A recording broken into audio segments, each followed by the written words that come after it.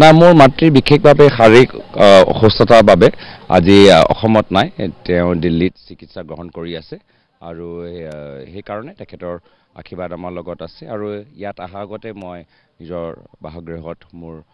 প্ৰয়াত পিতৃৰ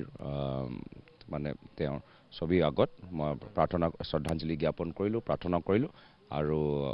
মনৰ স্মৰণ কৰিলোঁ তেওঁ যিখিনি কথা আজি ৰাজনীতিক ক্ষেত্ৰত মোক শিকাই গ'ল নাই ৰাইজে মই কৈছোঁ আগতেই কৈছোঁ এইটো ৰাইজে নিজে এবাৰ এটা সিদ্ধান্ত তেওঁলোকে লৈছে যে গণতন্ত্ৰ ৰক্ষা কৰিব লাগে সেই কাৰণে আজি ৰাইজে নিজৰ মূল্যৱান ভোট প্ৰদান কৰি নিজৰ কৰ্তব্য পালন কৰিব হ'ব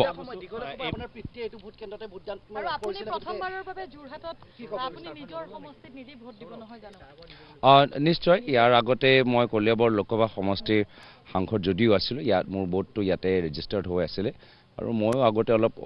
অদ্ভুত পাইছিলোঁ যে মোৰ কলিয়াবৰ লোকসভাৰ পৰা মই সাংসদ আৰু ভোটটো দিওঁ আজি যোৰহাট লোকসভা এইটো অলপ মিছমেচ হৈ আছিলে আজি অলপ মানে সঠিক হৈ গৈছে No, I'm feeling quite optimistic. I'm quite happy to see the enthusiasm amongst people to vote. I know that many people have returned to Assam from different states, and I can see a lot of enthusiasm amongst new voters, so that's a good thing.